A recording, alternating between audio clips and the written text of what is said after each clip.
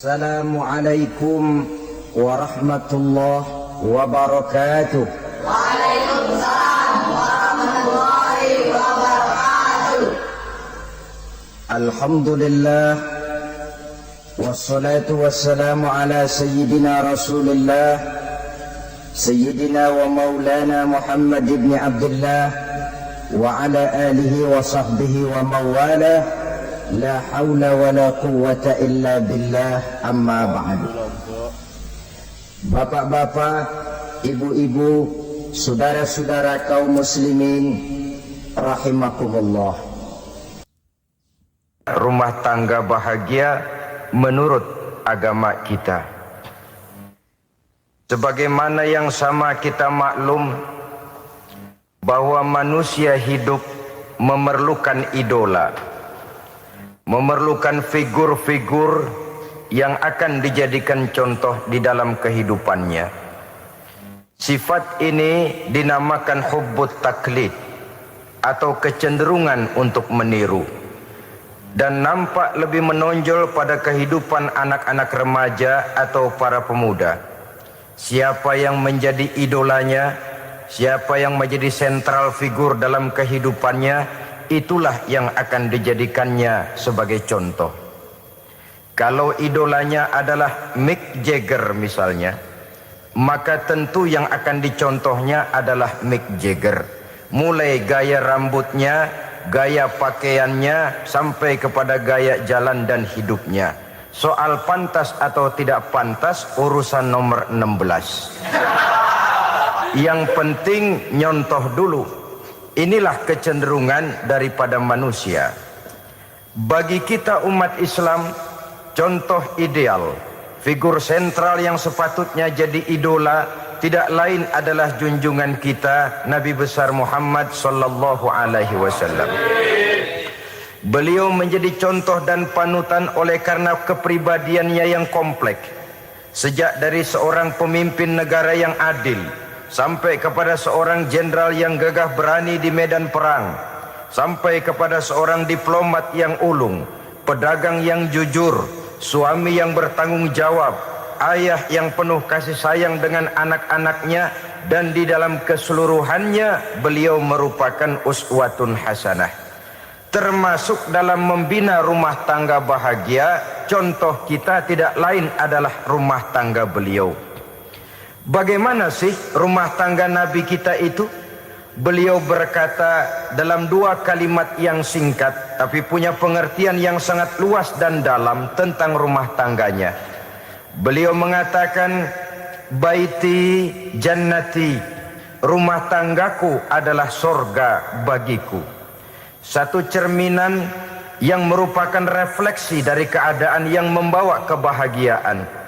Padahal sepanjang sejarah yang kita baca, rumah beliau kecil saja. Sarapan pagi pun cuma seteguk air zam-zam, sepotong roti, kadang-kadang sebutir kurma. Tidurnya di atas kain kasar yang separuh jadi selimut, separuh jadi alas tidur. Tetapi di tengah kondisi yang semacam itu, beliau sanggup berkata, baiti jannati, rumah tanggaku adalah surga bagiku. Kenapa kita yang hidup di zaman sekarang, di mana fasilitas sesungguhnya serba lebih menunjang untuk berkata semacam itu, malah kita berkata sebaliknya, baiti nari, rumahku adalah laksana neraka bagiku. Padahal kalau dilihat, rumahnya pun kadang-kadang bertingkat, kendaraan serba berkilat, uang banyak berlipat-lipat, istri pun tak kurang cantik memikat, kadang-kadang jumlahnya 4. Tapi tiap hari kiamat tidak ada ketenangan dan ketentraman di rumah tangga. Saudara hadirin kaum muslimin rahimakumullah.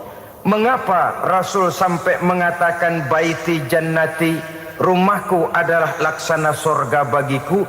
Inilah pokok pembicaraan kita pada pertemuan kali ini. Sebagaimana yang kita maklum bahwa nikah dalam pandangan Islam bukan hanya sekedar untuk memenuhi kebutuhan biologis manusiawi, Tidak hanya sekedar untuk memperkembangbiakkan keturunan, dan juga tidak pula untuk memperturutkan hawa nafsu. Lebih daripada sekedar itu, nikah dalam pandangan Islam merupakan ibadah. Oleh karena ibadah, maka seluruh tujuan ibadah, apakah dia bernama solat, apakah dia bernama puasa, zakat, sodako, haji dan lain sebagainya, seluruh daripada tujuan ibadah, target utamanya adalah mardhatillah atau keridhaan daripada Allah Subhanahu wa taala. Kalau nikah itu ibadah, maka sesungguhnya tujuan utama dari pelaksanaan suatu pernikahan tidak lain hanya untuk mencari keridhaan dari Allah Subhanahu wa taala.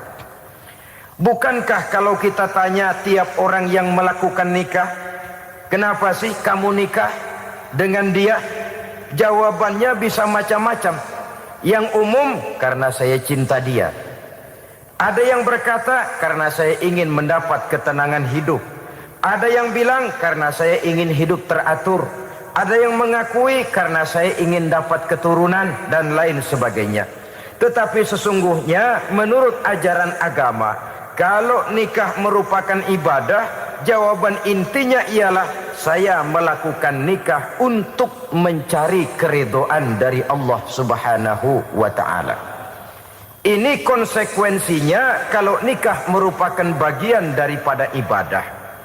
Rumah tangga yang didirikan atas dasar mencari keridhaan Allah, maka akan diwarnai oleh nilai-nilai luhur daripada ajaran agama.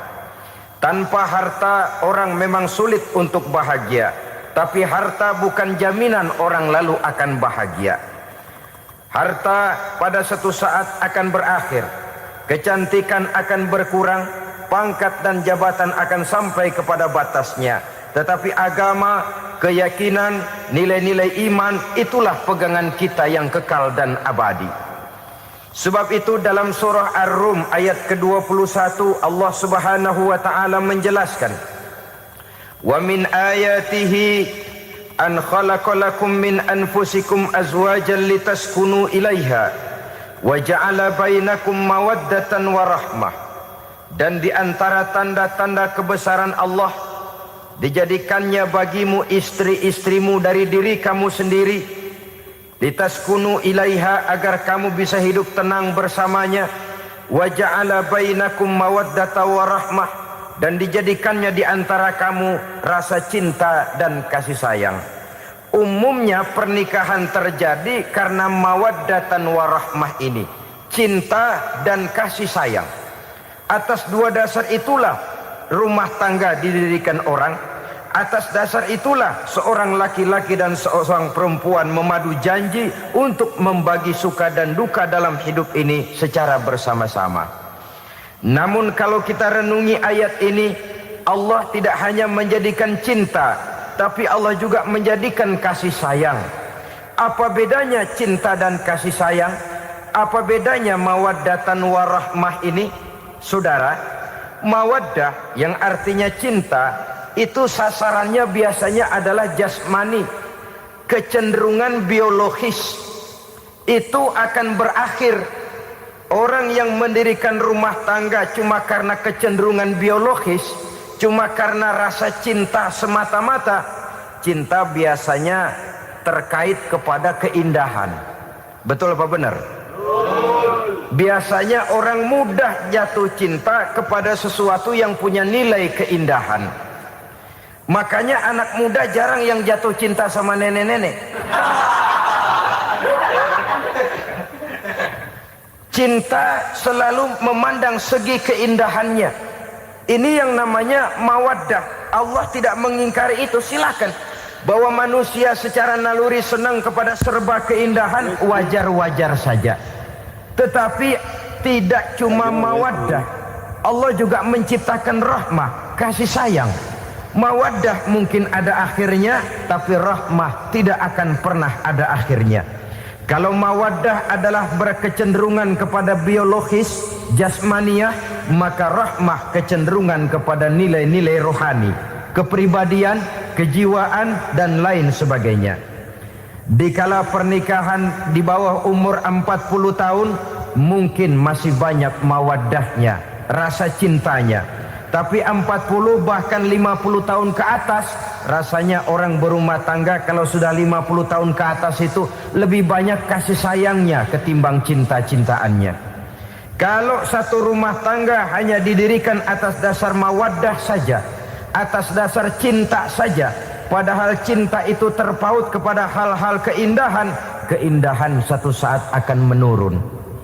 Ya tentu sebagaimana yang kita maklum bersama-sama, belum punya anak memang cantik.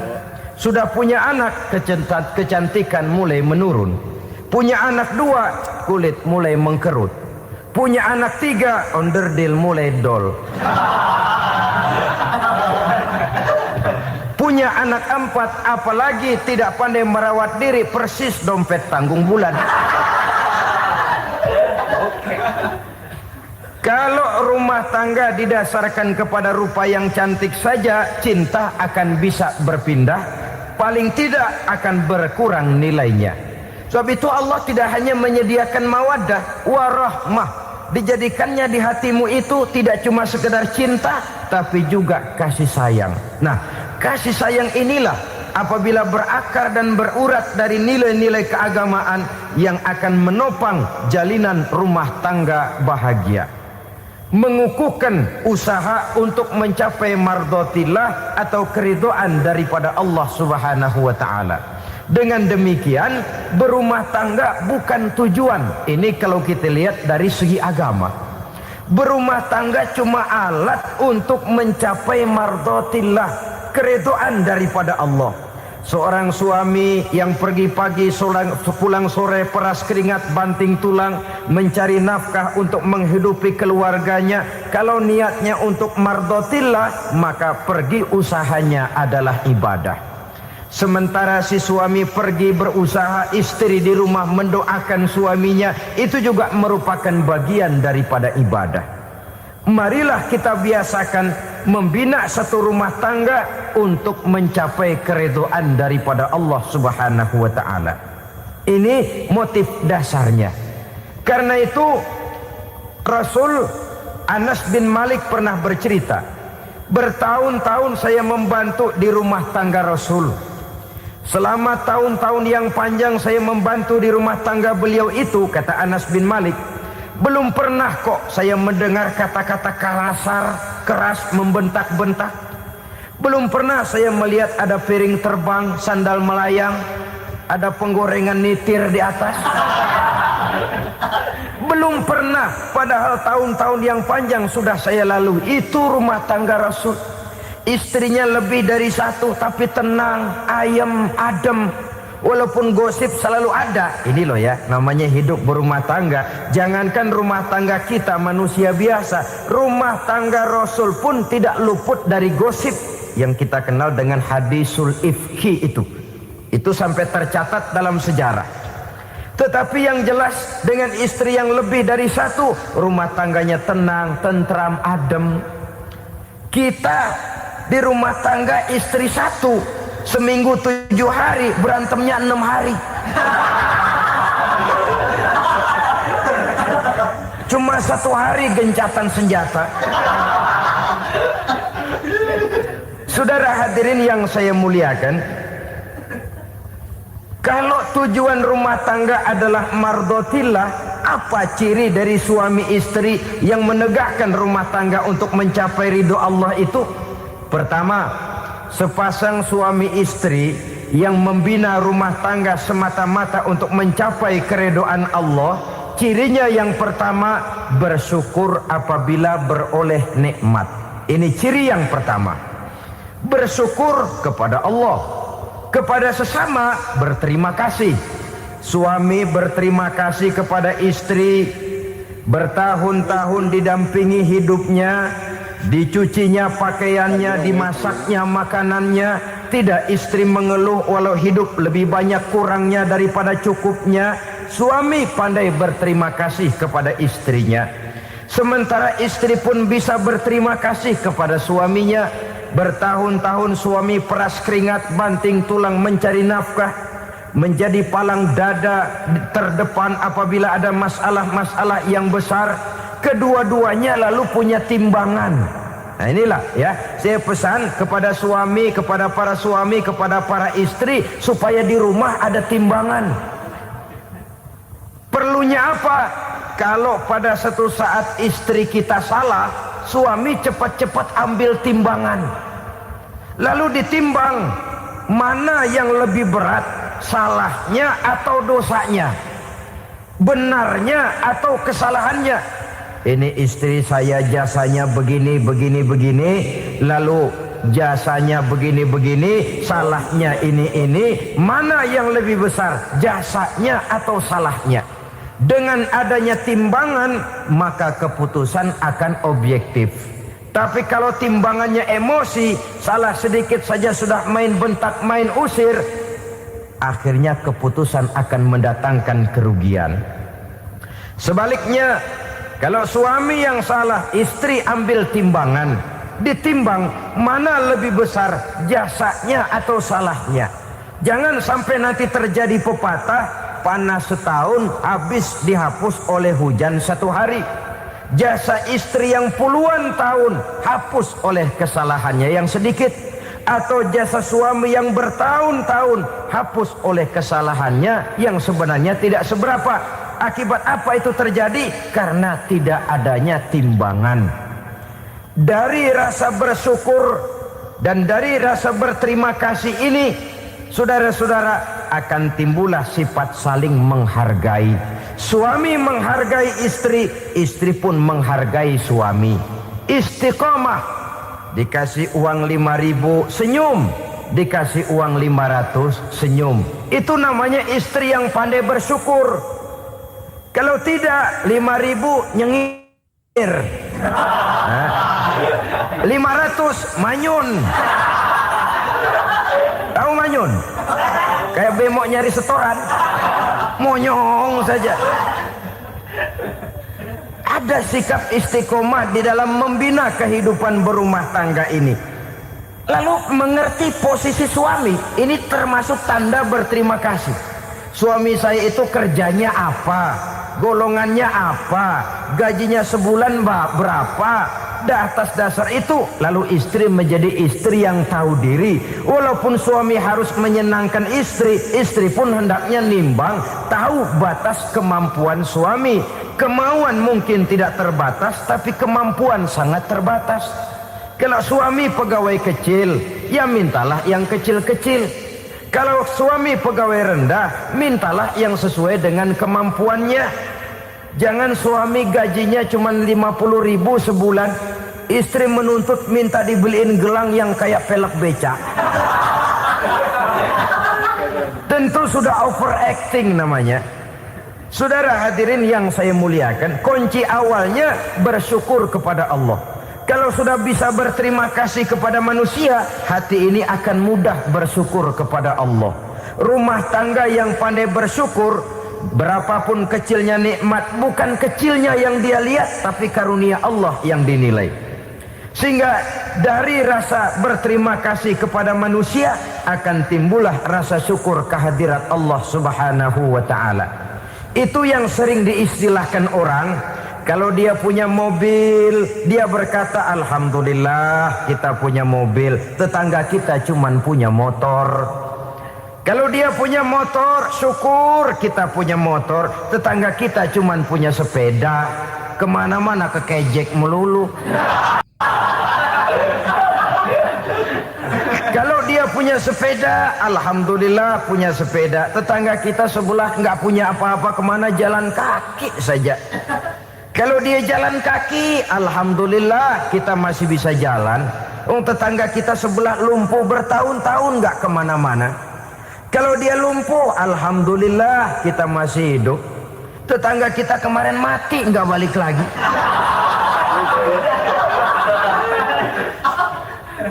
Lalu akan timbul rasa syukur. Tapi kalau sudah lumpuh ngelihat yang bisa jalan ngelihat yang naik sepeda, yang punya sepeda lihat yang punya motor lihat yang punya mobil lihat yang punya pesawat. Kapanlah kita ini pandai bersyukur? Sebab kesenangan seperti pelangi, tidak pernah di atas kepala kita, selalu kelihatannya di atas kepala orang lain. Sehingga kalau ngobrol orang sering bilang, lu sih enak lo gue lihat, gue keblangsak amat nih ya. Setiap orang ngomong kepada kita begitu nadanya. Kita yang dilihat enak, sementara kita melihat orang lain enak. Tukang tahu melihat tukang tempe enak, tukang tempe melihat tukang tuak enak, tukang tuak bilang tukang sirsak enak. Enak itu seperti pelangi. Namun kalau kita mau merenungi, tidak pernah Allah berhenti memberikan nikmat kepada kita. Sejak kita bangun tidur sampai kita tidur kembali, bahkan tidur itu sendiri, seluruhnya tidak pernah putus dari nikmat Allah. Bahagia ada di gubuk reot, bahagia ada di rumah mewah, bahagia ada di hati kopral, bahagia ada di hati jenderal, di gunung dan di kota, di hutan belantara dan di desa, di keheningan malam atau di keramaian siang. Kalau kita mau mencari, bahagia selalu ada. Tapi hati yang tidak pandai bersyukur, bagaimanapun banyak kebahagiaan yang meliputi hidupnya, dia tidak akan pernah pandai mensyukurinya. Maka berterima kasihlah kepada istri, berterima kasihlah kepada suami, bersyukurlah kehadirat Allah Subhanahu wa ta'ala. Saya sering mengatakan, sebaliknya seorang suami bagaimanapun kondisi istrinya, kalau itu memang jodohnya, beranilah berkata, istriku adalah Romeoku, istriku adalah Julietku, atau istriku adalah Sri Kandiku. Biarin pengkor ya pengkor, nggak ada urusan.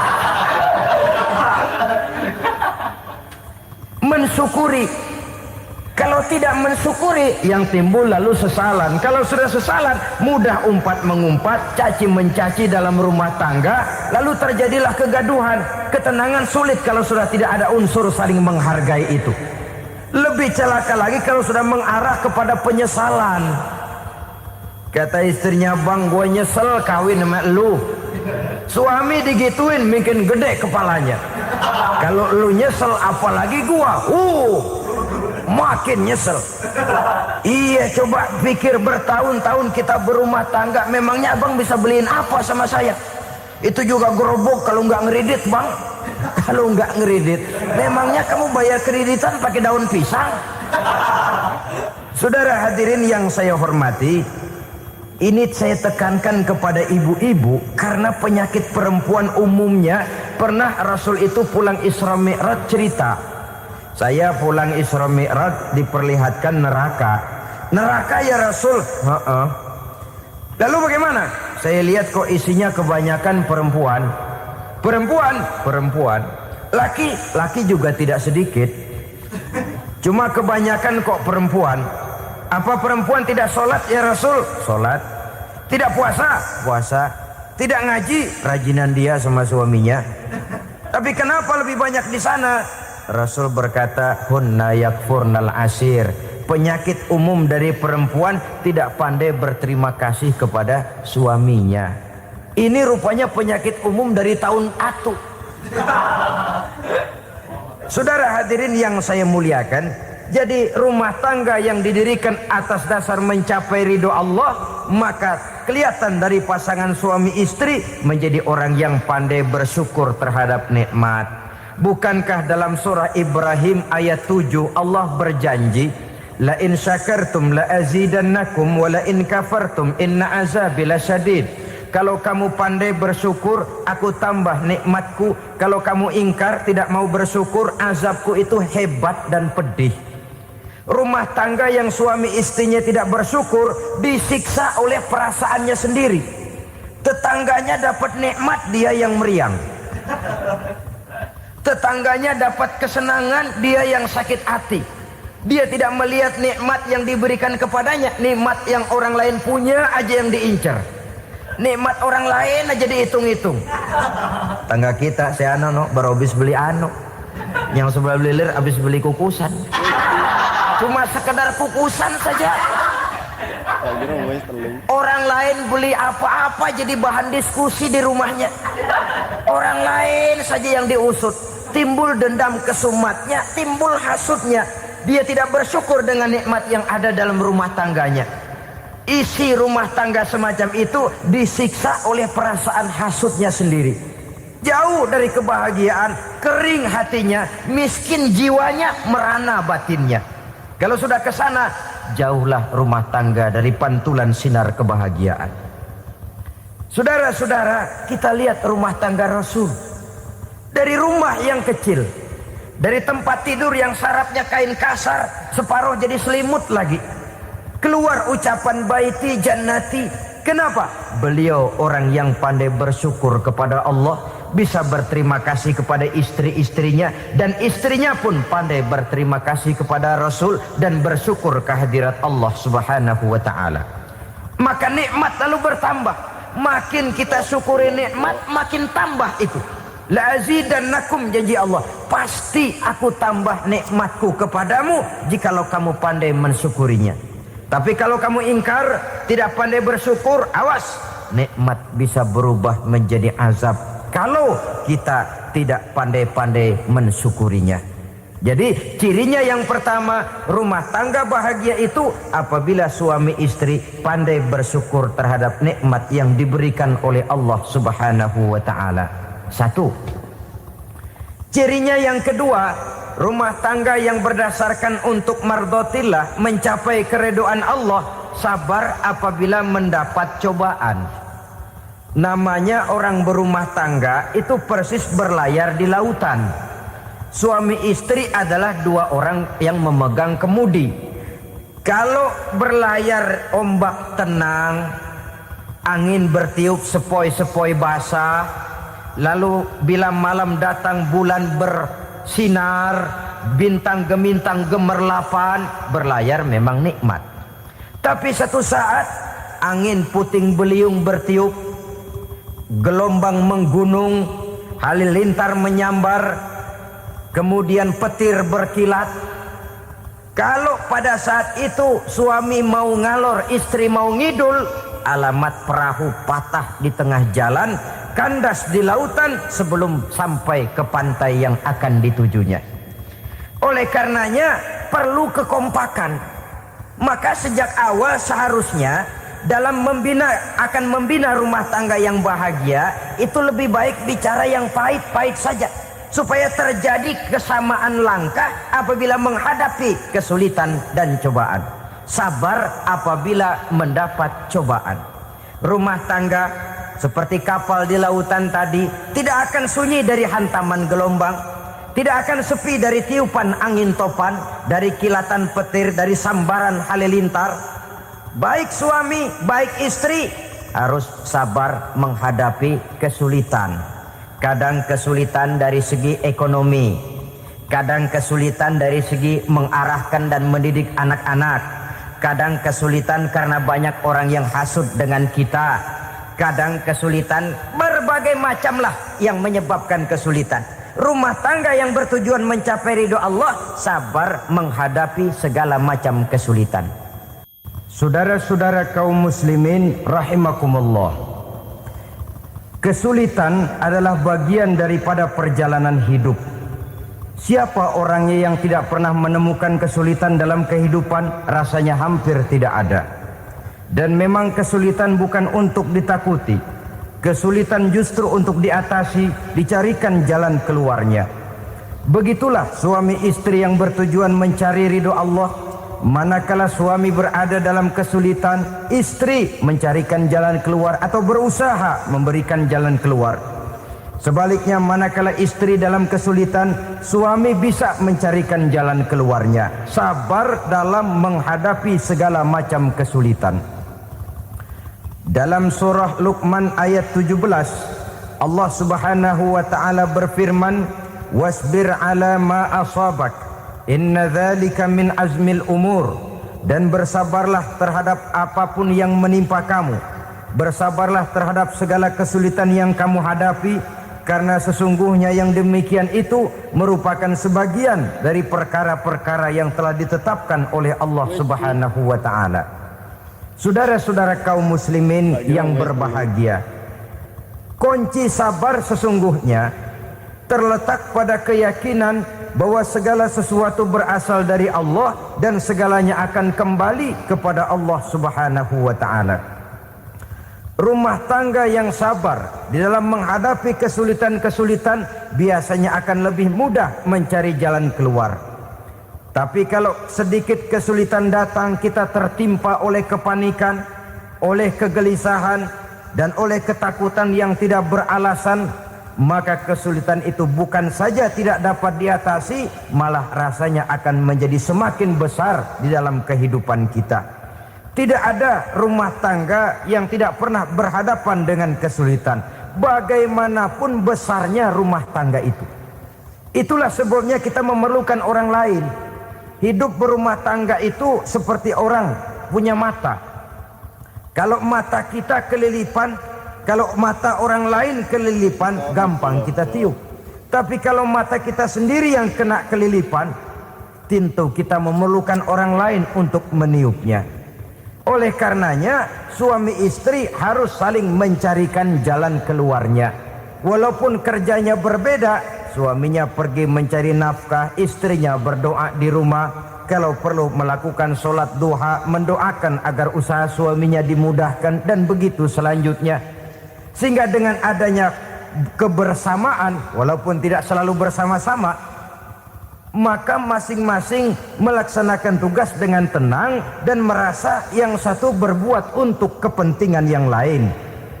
Inilah cirinya yang kedua, sabar bila mendapat dan berhadapan dengan segala macam kesulitan.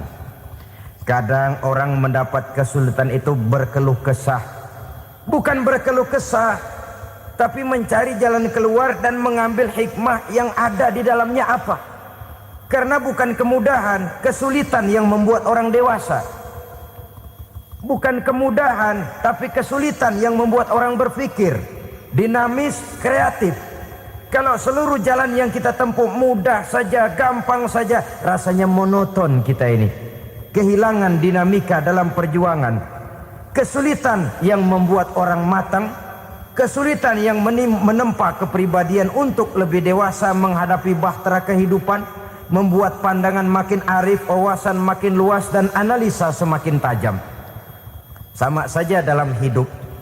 Sesungguhnya pujian sering menjadi racun, dan caci maki kalau kita tanggapi secara positif sering membuat kita makin dewasa. Jarang orang berpikir kalau dipuji, tapi baru dia merenung dan mencari diri setelah dicaci maki dan dikritik habis-habisan. Walaupun watak umum manusia senang dipuji, marah kalau dicaci maki. Biasanya kalau ketemu cewek cakep kita bilang, "Kamu cakep deh." Dia paling bilang, "Ah, abang bisa aja." Walaupun dia bilang, "Ah, abang bisa aja," hidungnya mah tetap mekar. Senang kalau dipuji, itu kecenderungan manusia. Marah kalau dicaci maki, marah kalau dikritik. Tapi sesungguhnya pujian sering jadi racun, caci maki sering jadi obat. Orang takut minum obat karena pahitnya, padahal efeknya itu akan lebih memberikan kesehatan kepadanya. Orang takut menghadapi kritik, orang takut dan tidak ingin dicaci maki, padahal itulah yang sesungguhnya menjadi cambuk kalau tidak dia salah tanggap, menjadi sugesti yang mendorong dia lebih maju lagi. Karena memang bukan pujian, tapi caci maki dan kritik yang membuat kita makin berpikir tajam. Jadi rumah tangga yang berhadapan dengan kesulitan demi kesulitan, biasanya kalau ditanggapi dengan sabar akan makin mengokohkan fondasi rumah tangga itu sendiri. Tapi kalau kesulitan dihadapi dengan tidak sabar, lalu mencari jalan pintas, kesulitan ekonomi, kebetulan istrinya cakep, istrinya disuruh ngojek. Dah lu ngojek aja deh, gua nungguin setoran dah. Suami tapak di rumah. Saudara hadirin yang saya muliakan, buat sepintas memang mendatangkan materi itu, mengatasi kesulitan ekonomi. Tapi apakah bahagia? Walaupun rumah bisa jadi besar, perabotan bisa serba lebih lengkap dan ada, tapi apakah semuanya mendatangkan bahagia? Sementara suami kehilangan rasa cemburunya, dan dalam agama itu disebut dayus. Dayus, suami yang tidak punya rasa cemburu kepada istrinya. Dan orang dayus kayak begitu, haram mendapat bau sorga. Bau sorga saja tidak dapat, apalagi masuk ke dalamnya. Ya tapi juga jangan lantas mentang-mentang harus cemburu sama istri, overacting. Suaminya nawar sayuran, laki pulang ngomel, lu pacaran ya sama tukang sayur. Itu juga over, saudara-saudara. Kesulitan ekonomi diatasi dengan sabar. Sabar dalam arti berusaha dengan tidak mengambil jalan pintas, berusaha tetap berada di jalan yang diridhoi oleh Allah. Ini yang jadi problema ini rumah tangga sekarang ini, kesulitan ekonomi, di mana lapangan kerja sulit, di mana persaingan hidup tajam, sedangkan kita hidup ingin seperti orang lain. Kita mudah gelap mata, mudah picik pandangan, mudah sulit pertimbangan, lalu mengambil jalan pintas. Kadang menjual akidah, menjual keimanan. Kebetulan penderingan kering, ada yang nawarin beras 3 liter sama supermi 2 bungkus. Hari Minggu diajak ke gereja mau. Itu iman kena beras 3 liter telap. Kesulitan ekonomi, saudara-saudara, sehingga Imam Ali pernah berkata, kadal fakru ayyakuna kufron. Kemiskinan memang mudah membawa orang kepada kekafiran, kepada perbuatan-perbuatan yang bisa mengundang kekafiran. Oleh karena itu dalam tamsil lain beliau berkata, kalau ada ular dan ada kemiskinan, kemiskinan yang saya getok lebih dulu, kemiskinan yang saya bunuh lebih dahulu. Karena kemiskinan mudah membawa orang kepada kekufuran. Bagaimanapun sulitnya ekonomi yang dihadapi dalam rumah tangga, percayalah satu saat jalan keluarnya mesti ada. Mesti ada. Jangan sampai mengambil jalan pintas yang membuat kita keluar dari jalan yang ditinjau dari segi kemasyarakatan pun mendatangkan aib, ditinjau dari kehormatan berkeluarga pun mendatangkan nista, ditinjau dari segi ekonomi pun barangkali tidak akan mendatangkan kelimpahan materi. Jalan pintas pada umumnya, saudara-saudara, hanya memberikan kenikmatan yang sekejap. Dan apalah itu artinya kalau harus mengorbankan kesenangan yang abadi dan kekal. Kadang-kadang mengorbankan anaknya sendiri, anaknya dikomersilkan. Pokoknya siapa yang nyamper lu berangkat aja dah. Asal pulang nenteng pisang sama jeruk sebongsang, orang tua udah anteng aja udah.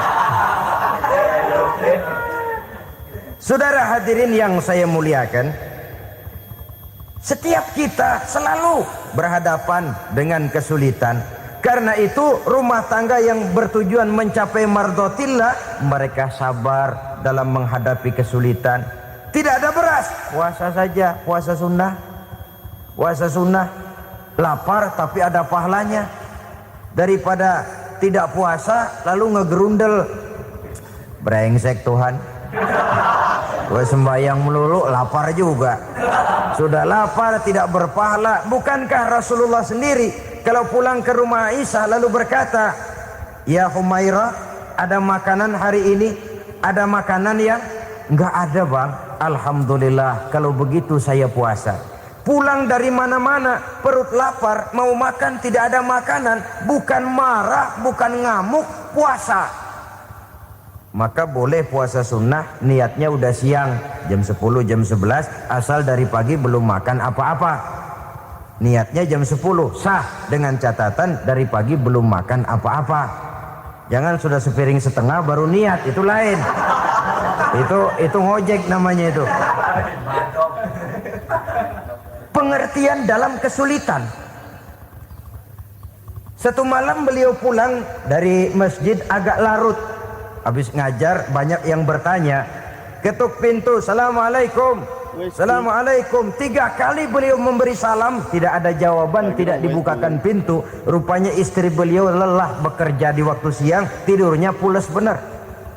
Marahkah Rasul? Tidak. Beliau gelar sorban, tidur di depan pintu. Asraful anbiya wal mursalin ini, Rasul termulia ini, karena menghargai istrinya, tidur di depan pintu.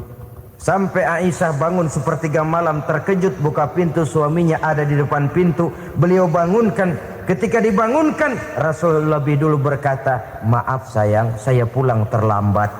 Sudah nggak dibukain pintu, tidur di depan, dibangunin, beliau duluan yang minta maaf. Pengertian. Kalau emosi, memang nggak dibukain pintu, tidur di depan. Begitu dibukain, yang enak kita tunjuk jidatnya.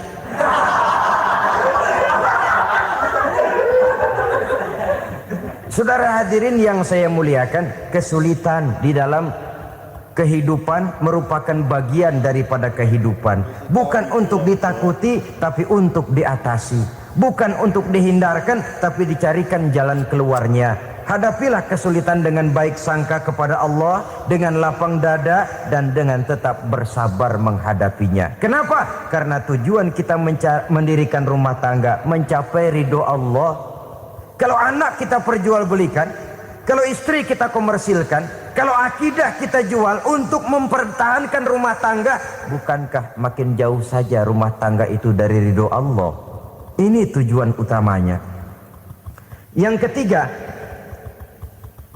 rumah tangga yang bertujuan mardotillah itu, suami istri yang merupakan fondasi di rumah tangga, suami sebagai pemimpin, istri sebagai pembina, selalu musyawarah dalam menyelesaikan persoalan. Walaupun istri ditakdirkan sebagai pemimpin dan suami sebagai pemimpin dan istri yang dipimpin, tapi agama menganjurkan musyawarah. Jangan mentang-mentang istri nyari duit, suami nyari duit, lalu menteleng. Segalanya mau diktator, segalanya mau sendiri. Rumah tangga yang bertujuan mencapai ridho Allah selalu didirikan atas dasar musyawarah. Sehingga apabila sesuatu itu dihasilkan dari suasana musyawarah, tidak akan melahirkan penyesalan di belakang hari.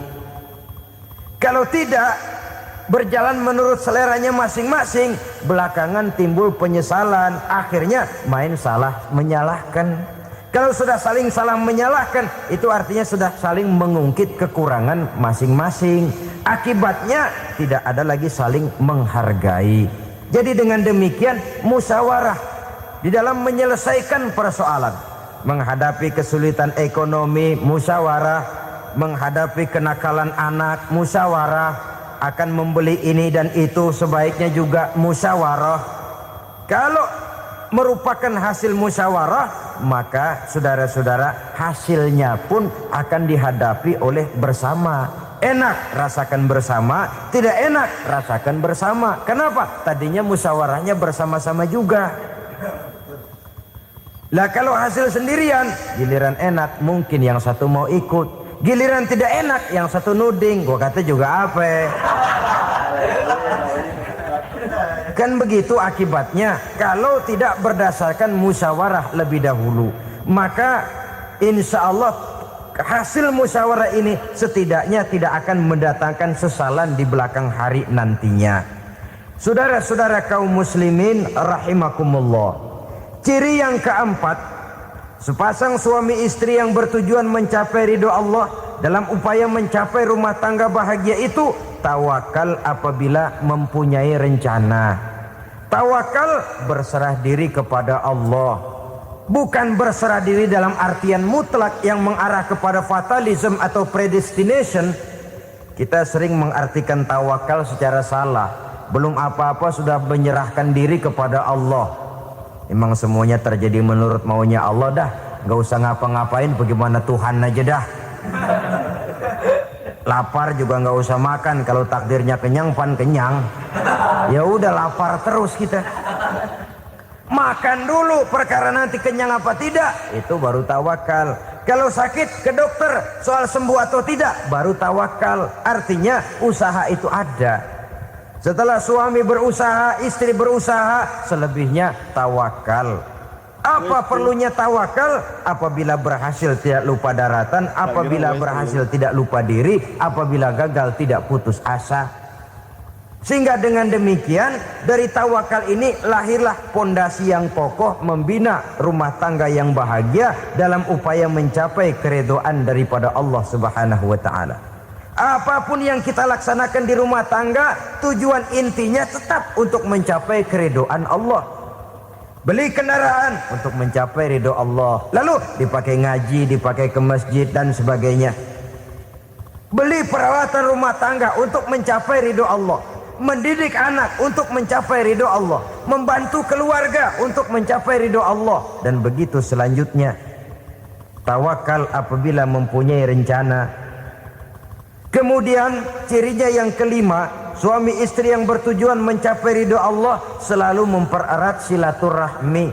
Sebab seperti sudah saya sampaikan pada pertemuan terdahulu, dalam berumah tangga itu ada orang tua, ada mertua. Itu cuma perbedaan istilah, tapi hakikatnya adalah sama. Jangan karena perbedaan istilah lalu menyebabkan kita berbeda sikap. Kalau sudah berbeda sikap, tentu akan melahirkan perasaan yang tidak simpatik. Sebaiknya suami istri kalau sudah berumah tangga, jadikanlah orang tua tempat cerita yang enak saja. Yang tidak enak telan berdua, yang pahit rasakan berdua, kesusahan dan kesulitan atasi berdua. Giliran enak ngomong sama orang tua, giliran senang cerita sama mertua. Sekarang kan kita balik, kalau lagi senang duitnya banyak, anteng di rumah, kalem aja.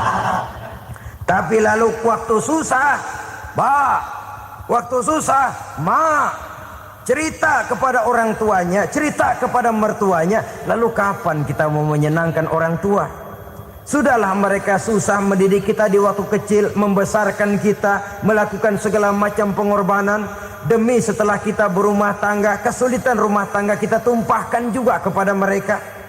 Pererat silaturahmi dan usahakan agar seluruh keluarga hanya menjadi tempat kita cerita yang enak-enak saja. Istilah sehari-harinya, kalau di rumah kita makan sama sayur bayam, keluar rumah diem, malah seluitan. Tetangga tanya, lu makan kayaknya enak banget apa sih? Daging ayam.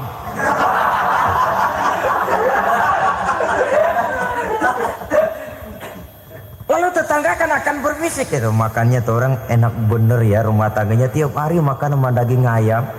Biarlah paling kurang itu jadi doa, daripada kita makan sama kangkung lalu ribut ngomel di mana-mana. Gua kesel banget sama bini gua. Di warung ceritanya lagi. Kenapa? Saban sari gua direbusin kangkung mulu. Brengsek. Di warung cerita ada RT, ada RW. Gara-gara makan sama kangkung se-RT tahu. Akhirnya mungkin kalau kita berangkat orang hitung dari jauhan. Lihat, kangkung liwat.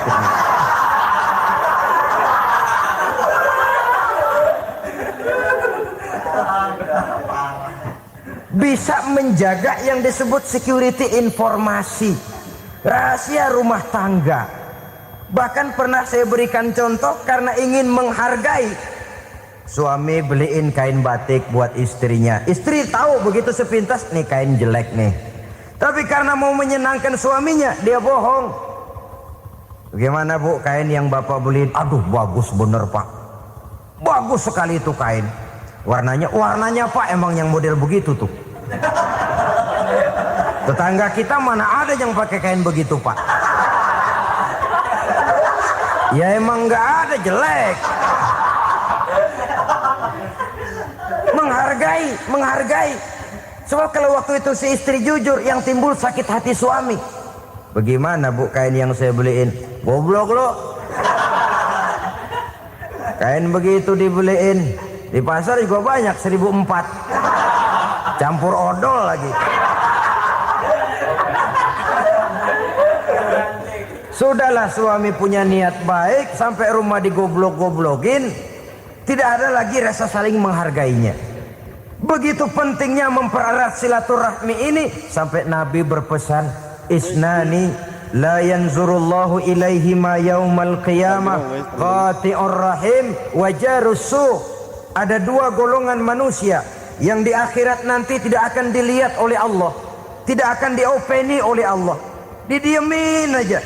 Siapa mereka? Pertama, orang yang suka memutuskan silaturahmi.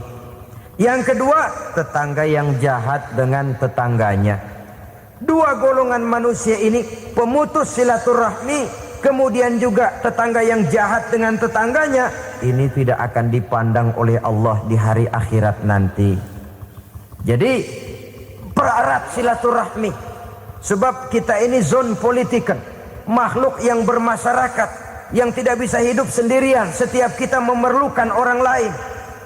Kita disebut kaya karena ada yang miskin, kita disebut alim karena ada yang awam, kita disebut berkuasa karena ada rakyat jelata. Tanpa rakyat tidak ada penguasa, tanpa yang miskin tidak ada orang kaya. Kalau tidak ada yang jelek, siapa yang bilang cakep? Karena ngimbangi. Saudara hadirin, atas dasar ini mestinya kita selalu bersyukur dalam segala posisi. Tidak lalu salah terima kepada karunia yang diberikan Allah kepada kita. Saudara hadirin yang saya hormati, pererat silaturahmi, jadikan orang-orang tua kita tempat kita cerita yang enak-enak saja. Yang tidak enak, telan sendiri, usahakan sendiri, carikan jalan keluarnya sendiri. Setidaknya ya diam sajalah. Kalau belum bisa membalas budi baik orang tua, setidaknya jangan menyakiti hati orang tua kita. Sudah lelah dan payah dia mengasuh kita, membesarkan kita, merawat kita. Demi setelah kita berumah tangga, seluruh kesulitan kita bawa lagi kepadanya. Karena itu buat para istri juga ini perhatian. Kalau dimarahi suami, jangan cepat-cepat pulang ke rumah orang tuanya. Nggak boleh diomelin dikit, main buntal aja. Gua pulang dah. Pulang. Sampai sana cerita habis-habisan, dikucek kejelekan suaminya. Nanti 2-3 hari balik aja lagi. Kan nggak lucu jadinya. Saudara hadirin, begitu juga suami. Mencaci maki habis istrinya, 2-3 hari baik aja lagi. Konyol, istrinya sudah dicaci maki habis-habisan, dijeleki leluhur-leluhurnya, 2-3 hari baik lagi. Mesraan lagi. Kata bininya dalam hati, gua lu jelekin juga, lu pakai juga, payah.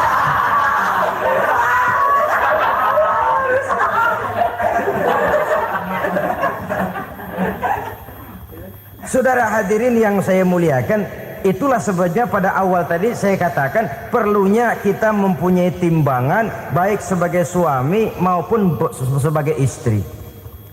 Nah, dari mempererat silaturahmi ini akan terjalin rasa kekeluargaan.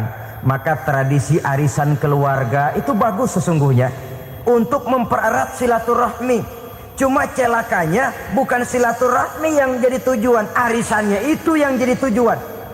Akibatnya apa? Kalau belum narik mah semangat banget datang dah. Begitu udah narik aja udahan. Itu celakanya. Akhirnya silaturahminya jadi nomor 2, arisan semata-mata yang menjadi tujuan. Sesungguhnya itu bagus untuk mempererat silaturahmi. Karena kalau kita dengan kita sesama saudara sudah tidak saling mau mengenal, bagaimana dengan anak-anak kita? Bagaimana dengan cucu-cucu kita? 2-3 generasi yang akan datang tentu akan lebih saling tidak mengenal lagi. Baiklah ya, yang keenam, suami istri yang bertujuan untuk mencapai keridhaan Allah itu selalu berusaha tolong menolong di dalam kebajikan. Sebab Allah pesankan itu di dalam Al-Maidah ayat 6, wa ta'awanu 'alal birri wat taqwa wa la ta'awanu 'alal itsmi wal 'udwan. Bertolong-tolonganlah kamu di dalam kebaikan, di dalam bertakwa kepada Allah. Jangan bertolong-tolongan di dalam maksiat, di dalam dosa, dan di dalam usaha yang menimbulkan permusuhan. Kalau suami marah kepada seseorang, istri jangan ngipasin. Oh bang, yang begitu mah dibayain tuman. Udah habisin aja dah. Anak-anaknya marahin sekalian. ngipasin. Istri kesel sama tetangganya, suami ngipasin. Emang tuh tetangga kita, hahu. Habis orang dikipasin. Ta'awanu 'alal birri wat taqwa, bertolong-tolonganlah di dalam kebaikan. Istri malas ngaji, suami mendorong, memberikan sugesti. Suami malas berusaha, istri memberikan sugesti. Saling tolong menolong di dalam kebaikan dan takwa, dan jangan tolong menolong dalam dosa dan permusuhan. Kata suami, Bu, daripada kita melarat terus hidup, kita piara tuyul yuk. Kata istrinya, nah, ini sudah menyimpang bang. Bersabarlah, bagaimanapun insya Allah kita tidak akan mati kelaparan.